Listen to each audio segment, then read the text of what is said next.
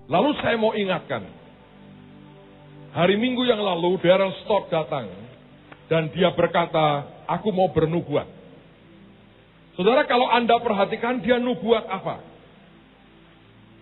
Banyak orang tidak menangkap sebetulnya dia bernubuat apa.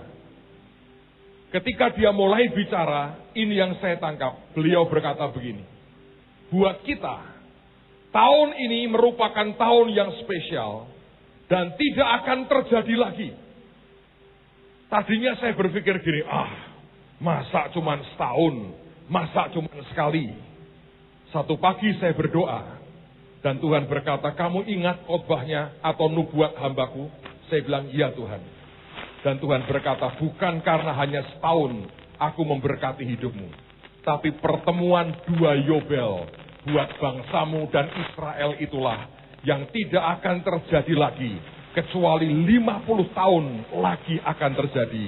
Dan percayalah, di saat itu Yesus sudah datang yang kedua kali. Dan itu berarti pertemuan seperti ini hanya kita nikmati di tahun ini. Sepanjang tahun akan ada sesuatu yang belum pernah terjadi sebelumnya. Amen. Nah, sekarang saya izinkan saya menjelaskan kepada saudara. Akan adanya 3 dasar tadi. Saya akan mengalir seberapa Tuhan akan membawa kita. Nanti hari Minggu kita akan lanjutkan. Lalu kemudian minggu depannya saya perlu menyiapkan saudara untuk menikmati sesuatu yang belum pernah terjadi dalam sejarah kehidupan kita. Siapa yang masih percaya Tuhan bisa membalikkan keadaan dalam sekejap? Amen. Nah, saudara sekalian, dengarkan baik-baik. Saya mau bicara akan 3 hal. Yang pertama nanti kita akan bicara soal pernikahan, pertunangan orang Yahudi. Yang kedua adalah dasar hak antara hak waris orang tua dengan anak. Dan yang ketiga, dasar ayat mengapa sebelum masuk kepada tahun Sabat, Anda akan terima berkat 3 kali lipat. Saudara, kalau Anda membaca Alkitab, kita kalau membaca Alkitab bahasa Inggris, Anda akan mengerti namanya Old Testament dan New Testament. Saudara, sebetulnya itu tidak pernah ada dalam ungkapan Alkitab yang sebenarnya. Karena di awal kitab-kitab itu berdiri sendiri-sendiri sepertinya. Lalu oleh Roh Kudus, lewat beberapa hamba Tuhan, digabungkan. Dan kemudian seperti ada konsensus yang berkata, oke, yang dari Kejadian sampai dengan Maleaki, itu merupakan yang namanya Old Testament. Lalu kemudian dari Matius sampai Wahyu, ini merupakan New Testament. Ketika saya mempelajari lebih jauh, saudara, ini ada sebuah istilah yang salah, yang menimbulkan masalah selama bertahun-tahun. Anda pernah dengarkan ada orang berkata begini, oh kamu diajari perpuluhan ya, oh perpuluhan itu perjanjian lama. Kita sekarang perjanjian baru. Oh kamu diajari puasa ya, puasa itu perjanjian lama. Sekarang ini perjanjian baru. Anda pernah dengar orang berkata begitu? Oh kamu kok melakukan ini dan itu perjanjian lama. Kita sekarang perjanjian baru. Karena konsepnya adalah testamen. Saudara, apa bedanya? Sebenarnya Tuhan tidak pernah menggunakan kata testamen, tapi yang digunakan kata covenant. Izinkan saya menjelaskan supaya Anda mengerti. Nanti kita lihat apa yang dinyatakan oleh Yesus. Saya berharap ini step by step Anda ikuti ya. Saudara, apa bedanya? Kalau testament dalam perjanjian baru atau perjanjian lama, kalau kita menggunakan kata testamen itu seperti ini, sifatnya begini. Ini merupakan bagian daripada culture budaya Yunani. Testamen itu begini, kalau ada testamen yang lama, terus kemudian di pokok yang sama, sekian tahun kemudian muncul testamen yang baru, maka yang lama itu otomatis gugur. Biasanya ada pembatalan. Dan kemudian mengatakan ini yang baru. Maka yang lama itu gugur. Itu namanya testamen. orang Yunani menggunakan batu atau kertas pada waktu itu yang mereka tahu dari papirus dan sebagainya untuk menulis akan testamen. Saya beri contoh. Kalau ada orang yang berkata begini, aku mau buat testamen buat membagi warisan anak-anakku. Maka kemudian dia berkata, kalau zaman sekarang dia panggil notaris, dia berkata, saya mau buat testamen buat anak-anak saya. Hartaku banyak banget, harus saya bagi-bagi mulai sekarang. Misalnya orang ini punya anak 4. Lalu dia berkata kepada notarisnya, tolong buat testamen saya. Bahwa kalau nanti kami orang tua sudah tidak ada, maka harta kami dibagi rata. Jadi 4, seperempat. Kemudian ditandatangani, ada pejabat yang menandatangani juga. Tapi kemudian dalam perkembangannya, orang tua ini nggak mati-mati. Umurnya panjang. Tapi sambil umur panjang, dia melihat akan keadaan daripada anak-anaknya. 4 yang dia punya, 3, maaf ini, bajingan, saudara. 1 suka main judi, yang kedua suka main perempuan, yang ketiga suka main-main aja. Tidak pernah serius. Dan yang baik hanya cuma 1. Lalu si ayah berpikir, kalau aku bagi 4, maka yang 3/4 hartaku pasti akan habis. Karena ini anak, bahasa Jermannya, bocai semua yang 3. Lalu dia berkata, lebih baik aku beri yang paling banyak untuk anak yang benar. Supaya mereka kelak lebih baik. Lalu pada masa tuanya, dia panggil notaris. Dia berkata, aku mau buat testamen yang baru. Loh, Bapak kan sudah pernah. Iya, aku mau ubah. Yang itu aku batalkan. Aku akan buat testamen yang baru.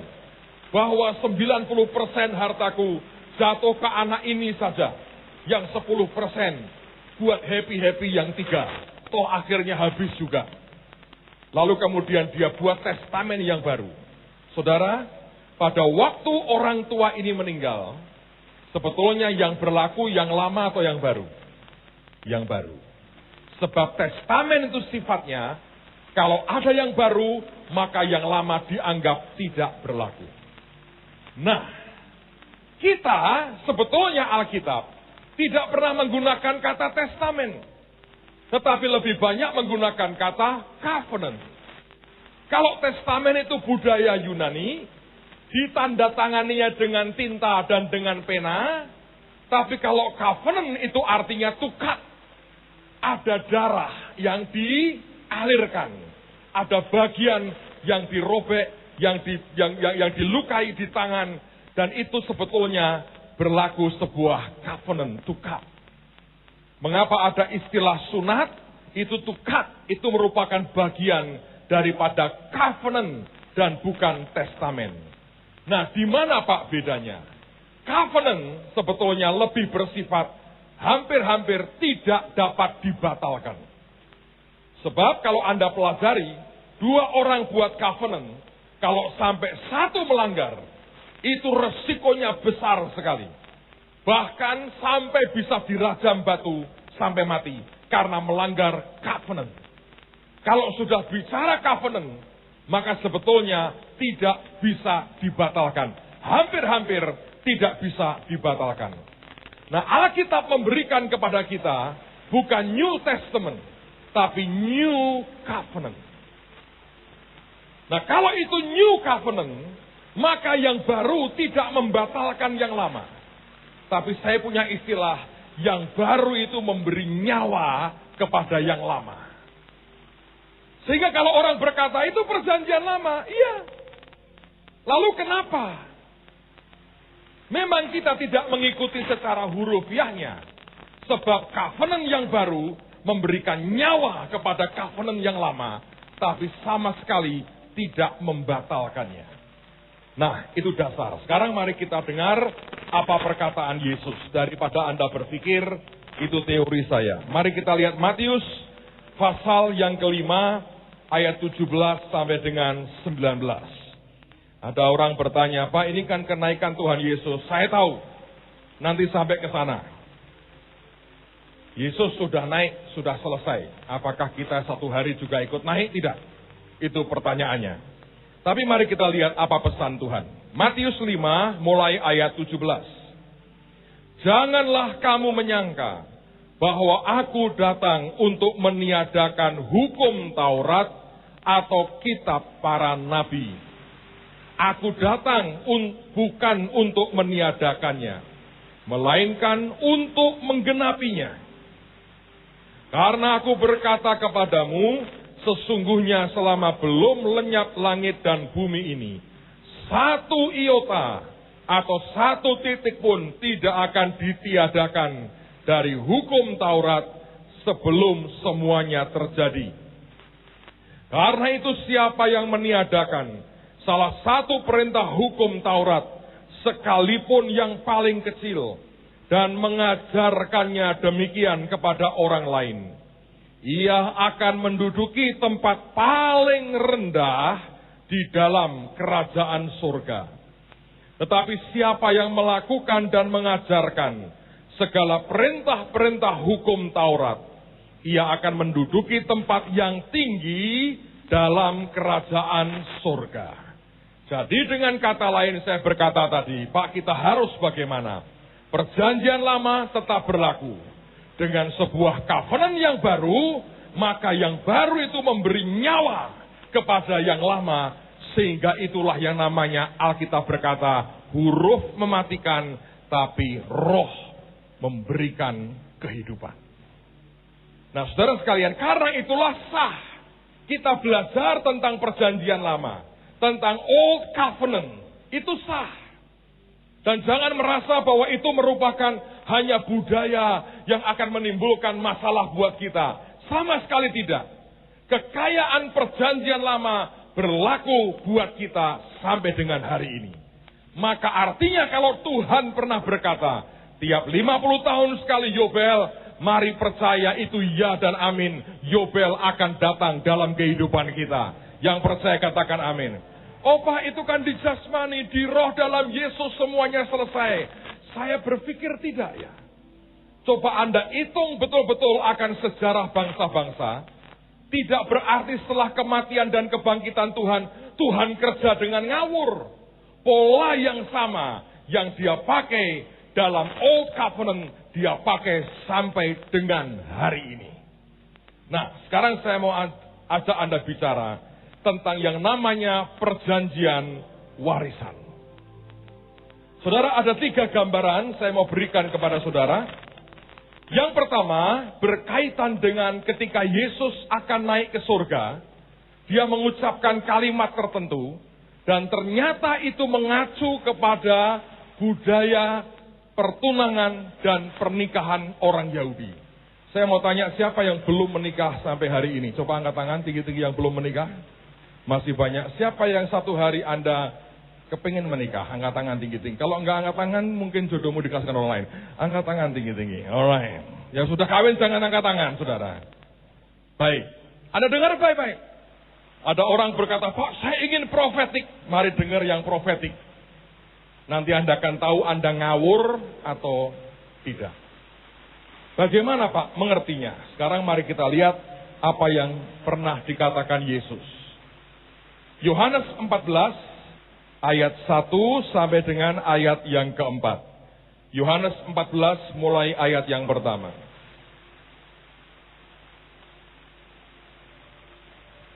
Tuhan Yesus berkata begini. Janganlah gelisah hatimu. Percayalah kepada Allah. Percayalah juga kepadaku. Di rumah Bapakku banyak tempat tinggal. Jika tidak demikian, tentu aku mengatakannya kepadamu. Sebab aku pergi ke situ untuk menyediakan tempat bagimu.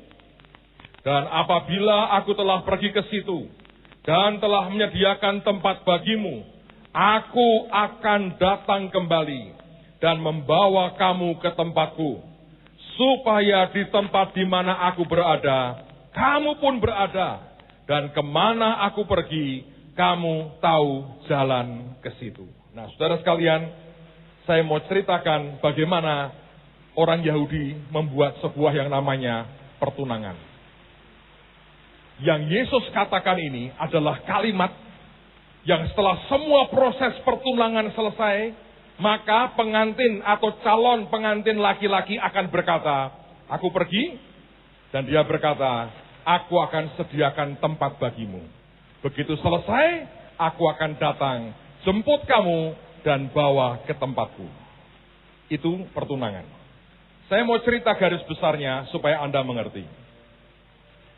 Kalau dua orang sepakat akan berumah tangga satu kali, maka akan terjadi yang namanya proses lamaran dan pertunangan. Ini tidak sesimpel yang ada pada kita. Biasanya pada saat yang ditentukan, ayah dari mempelai laki-laki, calon mempelai laki-laki akan datang dengan rombongan, datang ke rumah dari orang tua calon mempelai wanita. Siapa yang percaya gereja adalah mempelainya Kristus? Lambaikan tangan saudara. Nah, ini sebetulnya gambaran. Nah, perhatikan baik-baik. Dengan dasar perkataan Tuhan dan gambaran pertunangan, saudara akan mengerti ada sebuah covenant warisan. Saudara, ketika datang, maka kemudian, ya seperti biasa ada basa-basi dan sebagainya, mereka akan minum anggur, cawan anggur yang pertama. Dan begitu diminum, ini seperti sebuah perjanjian darah. Itulah yang dikatakan sebagai inilah darahku yang ditumpahkan bagimu. Maka mereka berkata, kami datang untuk membawa sebuah unity dalam keluarga. Lalu mereka mulai minum akan cawan pertama. Lalu setelah itu ada banyak berbagai prosesi yang lain. Mereka akhirnya siap minum cawan yang kedua. Nah, cawan yang kedua ini sebetulnya menggambarkan yang namanya perjanjian garam. Saya pernah mengajar kepada saudara. Kalau orang saling makan atau minum perjanjian garam, maka sejak hari itu mereka akan berteman. Ada sebuah hubungan friendship, pertemanan yang ajaib antara kedua belah pihak. Tetapi pertemanan ini sebetulnya mengikat untuk nanti kelak waktu masuk proses berikutnya, itu mereka tidak berkelahi. Mengapa, saudara? Sebab ketika orang keduanya sudah mulai minum cawan yang kedua, dan itu menggambarkan perjanjian garam, maka dua orang tua ini akan duduk, dan mereka akan bernegosiasi. Negosiasinya itu lengkap. Berkata begini, apakah yang perempuan akan bertanya orang tuanya, apakah sudah akan disiapkan rumah buat keluarga yang baru? Si ayah yang laki berkata, pasti nanti kami siapkan jika kita negosiasi kita ini mencapai titik temu, saya akan siapkan. Lalu kemudian yang kedua ditanya, mereka rundingan. Nanti nikahnya kira-kira kapan dan kemudian biaya nikahnya berapa? Itu dijelaskan di depan, jelas clear. Pernikahan gaya seperti itu, yang merupakan gambaran Kristus dengan jemaatnya, itu penuh tanggung jawab. Lalu kemudian mereka akan berkata, oke, kira-kira sekian. Baik, kamu keluar berapa, aku keluar berapa. Itu negosiasi di depan. Kalau orang kita kadang-kadang diem-dieman. Tapi kalau mereka jelas ngomong di depan, kira-kira biaya sekian, kamu keluar berapa, aku keluar berapa. Mungkin yang laki berkata, sudahlah aku keluar 70%. Yang perempuan berkata, enggak lah, 50-50. Janganlah 60-40. Ya wis rapopo. Nah, itu sampai bicara soal itu. Terus kerjaan. Nanti mereka ini kerja apa? Oh, anakku ini gini, punya keahlian begini. Yang laki ngomong begitu. Oke, akan kamu buatin apa? Kamu siapkan apa untuk pekerjaannya? Supaya income-nya jelas. Lalu yang laki berkata, saya rencananya pengen buat ini, tapi modal saya kurang. Oh ya wes, saya ikut urunan, kongsian. Jadi pernikahan itu, saudara, itu melibatkan dua keluarga, ngaturnya sampai keuangannya detail sekali, demi kebaikan kedua anaknya. Lalu mereka rundingan lagi. Oke ya, sudah ya. Terus kemudian belum selesai. Oke, jadi kita modal ini bentuknya apa? Pinjaman atau pemberian? Lalu yang perempuan berkata, wah kalau pemberian ya rada repot, ini harusnya pinjaman. Orang Yahudi, saudara. Ya sudah, dianggap berapa pinjamannya? Ya wes, kita kasih separuh-separuh ya. Jadi yang separuh itu merupakan investasi kita. Nanti kalau ada hasilnya, mereka store ya sama kita. Nah, bagus juga itu. Ada sampai ke situ, saudara. Lalu rundingan lagi, rundingan. Nah, kenapa diikat dengan perjanjian garam? Supaya kalau nggak ketemu tidak pukul-pukulan. Karena mereka sudah berkata, kita berteman. Entah jadi besan atau tidak, pokoknya kita berteman ya. Itu sifatnya. Jadi yang namanya negosiasi ini penting. Saudara, Anda dengan Tuhan sebetulnya bukankah sering kali negosiasi? Nah, aku mau gini, wah gak iso Tuhan, aku mau belok sedikit. Orang iso, gue kok ngene. Terus Tuhan itu baik loh. Coba Anda perhatikan dia dengan Abraham. Urusan menghancurkan atau menyelamatkan Sodom, itu negosiasi antara Tuhan dengan Abraham. Dan Abraham disebut sebagai sahabat Tuhan. Saudara sekalian, ini yang sebetulnya kita harus mengerti. Dan lagi saya berkata, kalau dengan Tuhan, lebih baik tidak terlalu bernegosiasi. Nurut, ngikuti apa maunya dia, jauh lebih sempurna daripada kemauanmu Anda masukkan bagian daripada kesimpulan. Nah, setelah mereka bernegosiasi, akhirnya mereka sepakat, sebetulnya ada beberapa buku yang harus kemudian dibuat. Yang pertama, buku silsilah dari pria. Anaknya siapa, cucunya siapa, sisitnya siapa, buyutnya siapa, jelas. Buku kedua, yang wanita nulis, silsilahku seperti ini. Buku ketiga, keluarga besar lakinya ditulis. Buku keempat, keluarga besar wanita ditulis. Buku kelima, kok bisa ketemu akhirnya kawin itu ceritanya bagaimana? Ada sejarahnya. Kalau kita nggak ada, yang ada cuma buku tamu dan buku sumbangan. Payah bener saudara. Kalau mereka enggak, sampai urusan begitu, ada urusannya. Kalau kita kan buku tamu, terus setelah mereka nikah, pengantinnya buka amplop sambil nulis si Pak Umar. Kok cuma 5.000 ya?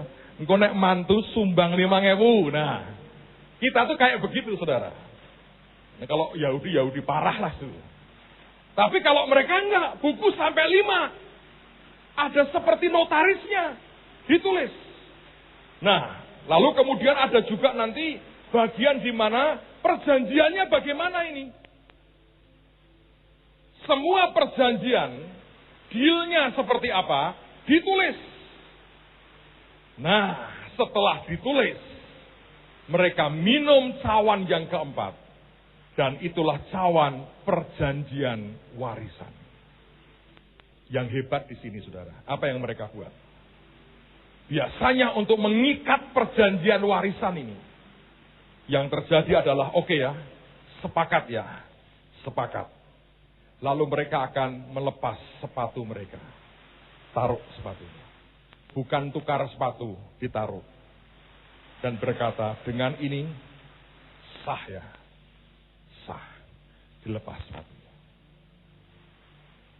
Lalu kemudian yang laki akan berkata, saya pamit dulu. Untuk apa? Aku mau sediakan rumah buat kamu. Dan selama itu, selama dia menyediakan tempat, bapaknya yang ngawasi. Karena biasanya kalau mereka masih tinggal di kemah, mereka bangunnya itu extension kemahnya. Jadi ini rumah bapaknya digedein sebelah rumah anaknya. Nah, si anak ini kerja nyiapin buat rumahnya sendiri. Bapaknya ngawasi. Kurang begini. Wah, surah api, bang bongkar kurang begini. Dia siapkan begitu rupa sampai bapaknya berkata, oke, siap kawin? Siap dari kemarin. let's go. Bukan ngawur-ngawuran. Terus berkata, engkau turun yang di gampang, langit adalah atapku. Maaf ya saudara ya, ngajak gelandang itu namanya. Itu tidak bertanggung jawab. Beda sama Yesus. Pak kok nggak datang-datang? Rumahmu api tenan. Kalau begitu bagus, detail, lama. Bersyukurlah Tuhan nggak datang-datang. Artinya rumah kita bukan Gupondoro. Dia rancang begitu sempurna, setiap orang detail. Saya nggak tahu rumah Anda seperti apa. Ada orang-orang yang sudah ditunjukin Tuhan rumahnya itu. Menurut dia sempurna, Tuhan berkata, belum nak. Dalamnya belum detail katanya. Luar biasa itu. Jadi kalau Anda cewek-cewek dilamar, bacain Alkitab. Dengerin kok bahasanya dulu. Kue iso kayak ini rak kira-kira. Pokoknya dengan iman. Anda mesti mempertanyakan ini. Dengan iman atau dia eman-eman sebetulnya. Tidak menyiapkan. Oke? Nah, ini yang hebat dari perjanjian pertunangan mereka. Saudara, seandainya. Ini kan sudah perjanjian ini. Ini keluar sekian. Ini baru omongan di kertas. Seandainya mempelai atau calon mempelai laki-laki mati. Rumahnya belum selesai dan dia sudah mati. Terus gimana Pak? Harta yang dijanjikan kelak itu miliknya yang wanita. Saudara bisa kebayang? Yehuda punya anak 3 laki. Kawin sama Tamar. Kawin mati lagi. Dia punya ketiga tuh, dia pikir mati lagi bubar nih. Bukan hanya anaknya habis, hartanya habis. Disikat Tamar semua. Saudara sekalian, ini perjanjian ini aneh. Perjanjian ini sudah mengikat yang berkata, walaupun bentuknya masih pertunangan, dan belum sampai pada pernikahan, maka seakan-akan harta si laki itu sudah bisa dinikmati oleh yang wanita jika yang laki itu mati. Dan inilah yang saya mau katakan buat saudara. Tidak usah Anda menunggu Yesus datang yang kedua kali untuk menikmati kemuliaan dan surga. Surga bisa turun ke dunia sebab secara legal Anda sudah dipertunangkan dengan Kristus Yesus. Ini yang banyak orang berkata, biar aku miskin di sini, nanti kaya di surga. Sebab dia tidak tahu namanya perjanjian warisan. Saudara, pada waktu saya mengerti ini, saya berkata, Tuhan, Engkau Allah yang luar biasa. Engkau Tuhan yang sempurna, semua yang Kau buat, yang Engkau rancang begitu sempurna. Dan Tuhan berkata, itu aku nak. Tuhan bukan sekedar Tuhan yang asal-asalan. Tapi dia berikan semuanya dalam anugerah Tuhan yang luar biasa. Nah, sekarang yang kedua. Tadi gambaran ketika Yesus naik ke surga, dia menyiapkan tempat. Sampai sekarang belum selesai rupanya. Karena itulah dia belum datang yang kedua kali. Tapi saya percaya sebentar lagi dia akan datang menjemput kita. Yang percaya katakan amin. Cuma Anda jangan main gila sama yang lain. Sebab kalau yang perempuan kedapatan main gila, ada banyak orang Kristen main gila. Sudah ditunangkan sama Yesus, masih backstreet sama duit, backstreet sama kedagingan, backstreet sama setan apalagi. Sebab pada waktu Anda merusak covenant, hukuman teringannya denda mahal sekali. Makanya banyak orang ketika hidupnya nggak genah, ekonominya turun langsung. Anda bayar denda, Anda merusak covenant. Saya perhatikan itu.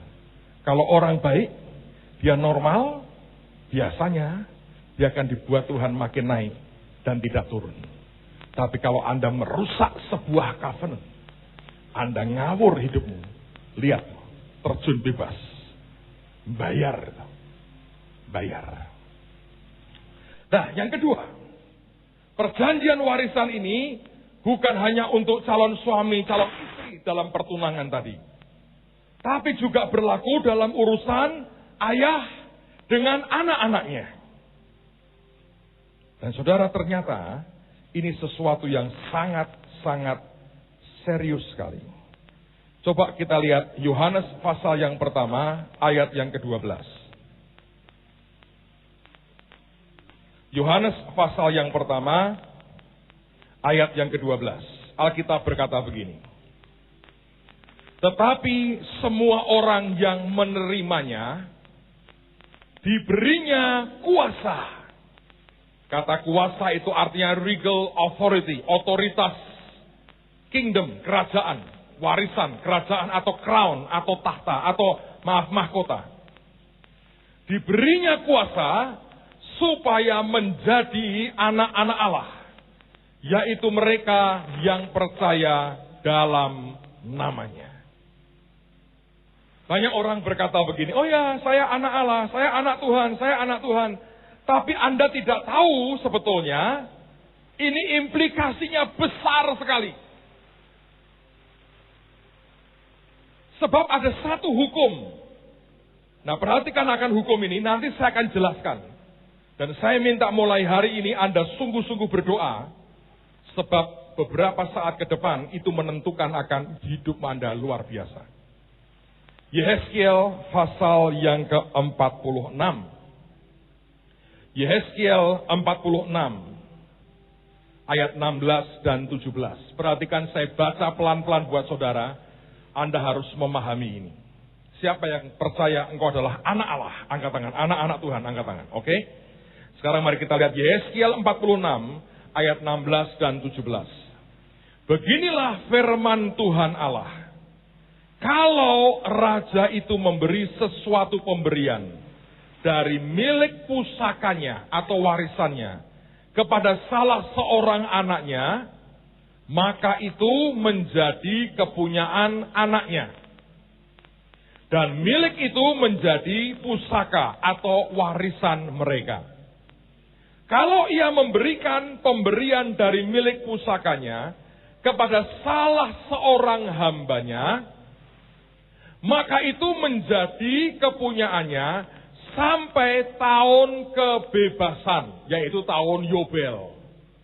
Lalu harus kembali kepada raja itu.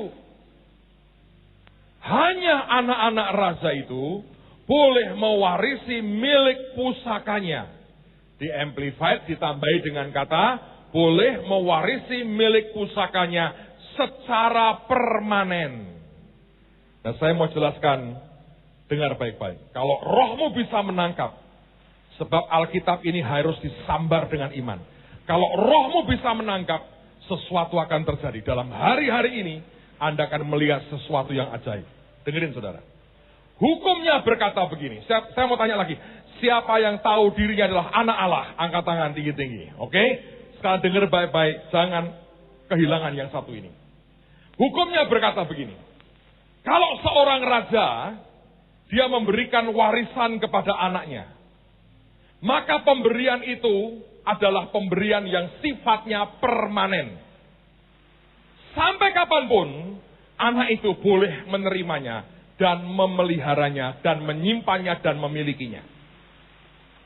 Tetapi ada kalanya dan banyak kali terjadi, raja itu melihat hamba-hambanya. Orang-orang yang mengabdi kepadanya. Orang-orang yang nyembah kepadanya. Lalu raja itu berkata, aku juga mau berikan kepadamu pemberian. Lalu raja mulai membagi-bagi. Ada yang diberi tanah, diberi mata air, diberi ini, diberi itu. Dan status mereka bukan anak. Mereka hanya hamba. Maka 50 tahun kemudian, semua yang diberikan kepada hamba-hamba itu harus kembali kepada raja. Pak, maksudnya apa? Saya beritahu. Tidak ada satu kepercayaan pun di dunia yang memanggil Tuhan pencipta langit dan bumi sebagai Bapa, kecuali orang percaya. Jadi kalau ngomong terus terangnya nih saudara, yang lain itu nyebut dirinya apa? Hamba. Kita nyebut diri kita apa? Anak. Mudah-mudah. Nah, yang sudah Tuhan berikan kepada Anda sifatnya permanen. Tapi dengerin. Pas nanti Yobel Indonesia gabung Yobel orang Yahudi, hamba-hamba itu secara legalnya harus mengembalikan kepada raja, bapakmu. Entah bapakmu atau tidak. Puji Tuhan kalau sama. Semua itu legalnya mesti balik. Nah, kalau saya jadi Anda, atau saya jadi diri saya sendiri, ini sudah mau Yobel toh, saya akan keliling-keliling. Ini toko ini kok apik. Sing duwe sapa ya? Waduh. Kok sing cerantel kayak ini ya? Hamba ini. Sudah dibalik nih. Sudah hampir habis. Ingat perkataan bapak kepada anak sulungnya. Anak sulung yang mau gini, aku pengen anak kambing aja engkau tidak beri. Bapaknya berkata, semua yang aku punya, kamu punya. All I have is yours. Tapi kalau Anda tidak ambil, ya nasibmu sama yang sulung itu. Kerja keras dan gak dapat apa-apa. Jadi harus bagaimana Pak? Ya gampang. Tuhan, toko ini apik, tak dulu isi. Wah, ini bukan punya anakmu. Ini hamba ini. Sudah lekas balik. Saya ngadep Tuhan. Nanti naik balik, kayak aku ya Tuhan yang ini. Bisa nggak? Bisa nggak? Pikir. Saya bicara Old Covenant, perjanjian lama. Tidak dibatasi. Di Yeskiel jelas. Jelas. Cuma, nah ini, makanya Anda perlu seminar nanti 21-22. Sebab untuk Anda take over sesuatu itu gampang. Tapi begitu Anda berkata ini punya saya yakin akan banyak orang ngalami itu. Tapi itu Anda harus baca sebagai, saya ulang lagi, responsibility, tanggung jawab. Bukan cuma kabeh, mau temporary, begitu saudara. Enggak.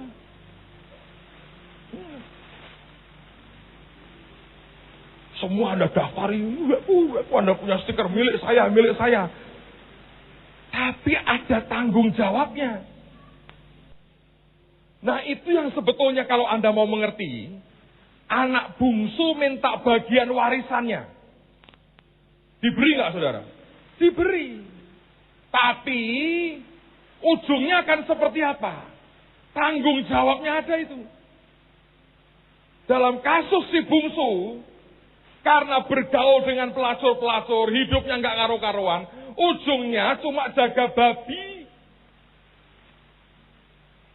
Minta makanan babi aja nggak boleh. Tapi yang ajaib pada waktu dia pulang bertobat, jubah, cincin, kasut, tiga-tiganya bicara otoritas, dikembalikan. Dan ini yang sebetulnya Anda dan saya harus mengerti. Perjanjian warisan ini, Bapak kita, Raja di atas segala raja, yang sudah memberikan kepada kita, ini permanen. Tapi yang dia berikan kepada hamba-hambanya, beda. Anda boleh tanya semua orang. Benak ngundang Tuhan apa? Oh, Tuhan.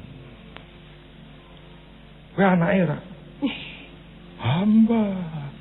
Ah, puji Tuhan, aku anaknya. Salaman. Tapi ada kewajiban lain. Saya tambahi, saudara. Supaya tidak istilahnya orang mata duitan semua. Begitu satu hari Tuhan berikan, Anda mesti ngomong, kamu kenapa kok kehilangan? Sebab kamu bukan anak. Maukah kamu jadi anaknya? Nah, harus begitu. Saudara akan membawa jiwa datang ke Tuhan. Tapi Yobel akan tetap menjadi bagian kita. Yang percaya katakan amin. Ajaib. Siapa yang diberkati Tuhan pagi hari ini? Siapa yang mau praktek firman Tuhan? Saya berdoa ada sesuatu. Ini bulan-bulan yang ajaib. Saya masih ingat di awal tahun kami berdoa sama-sama. Tiba-tiba Ibu Nanik dapat pesan Tuhan. Dia bilang, aku dengar suara Tuhan audible. September, Oktober akan terjadi blessing besar-besaran. Sekarang saya tahu. Itu bukan asal janji. Sebab berkaitan dengan kairos Tuhan. Yobel terjadi. Teman-teman yang akan ke Israel, siapkan diri sungguh-sungguh. Mewakili semua kita. Tidak semua kita bisa pergi. Tapi semua bisa diwakili. Kalau Anda percaya, sesuatu akan terjadi. Maka hari ini saya berkata, rajin-rajinlah doa keliling. Doling. Satu, Anda minta proteksi Tuhan, ya kan? Anda perangi kuasa gelapnya, sambil Anda mengintai. Yang mana ini? Masuk begitu, jangan sampai masuk, Anda lihat-lihat, yang keluar sesama jemaat. Mau mengintai ya Mbak? Maaf, punya saya. Nah, baru ketahuan kalau sudah begitu. Bagus menurut saya, bagus itu. Permanen Mbak yang ini, tolong geser ke samping saja. Waduh, sebagai anak Tuhan nih, permanen. Sesama anak Tuhan dilarang saling mendahului, saudara. Moto dari Biskota. Nah, yang ketiga. Ingat, ini merupakan tahun ke-6, tahun depan merupakan tahun Sabat. Dan bahkan sebetulnya mulai September nanti sudah masuk tahun Sabat buat orang Yahudi. Itu merupakan tahun Shemitah. Kita pernah belajar itu. Mari kita lihat ayat yang terakhir di Imamat pasal 25 ayat yang ke-21.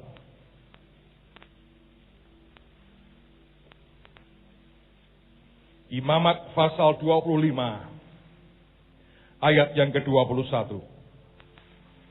Maka aku akan memerintahkan berkatku kepadamu dalam tahun yang ke-6. Supaya diberinya hasil untuk berapa tahun? 3 tahun. Berarti di tahun ke-6 seperti sekarang ini.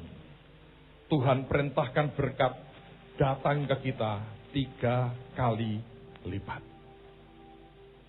Mengapa tidak kita berkata, amin Tuhan. Sebab kalau Anda bersikap seperti anak sulung, Anda kerja, Anda tidak ambil hakmu, Anda akan rugi. Dan saya perhatikan di dunia ini, ada banyak sulung-sulung yang kepahitan. Dia kerja begitu banyak, sepertinya dia kerja begitu banyak, hasilnya hampir nggak ada. Dia melihat orang lain diberkati, dia melihat yang baru muncul diberkati, hatinya menjadi pahit. Lalu kemudian mulailah keluar perkataan-perkataan yang menurut saya bukan perkataan anak-anak Tuhan.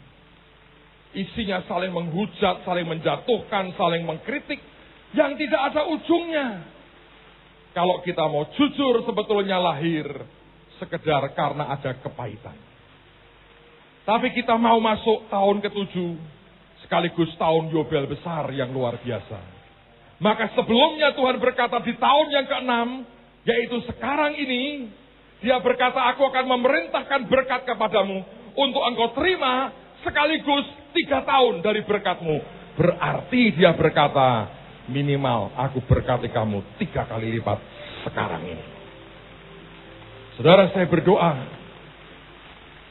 Pagi ini waktu kita mengingat akan Tuhan yang naik ke surga 2000 tahun lalu, adalah Tuhan yang sedang menjalankan sebuah covenant, perjanjian, yang berkata, aku sediakan rumah bagimu.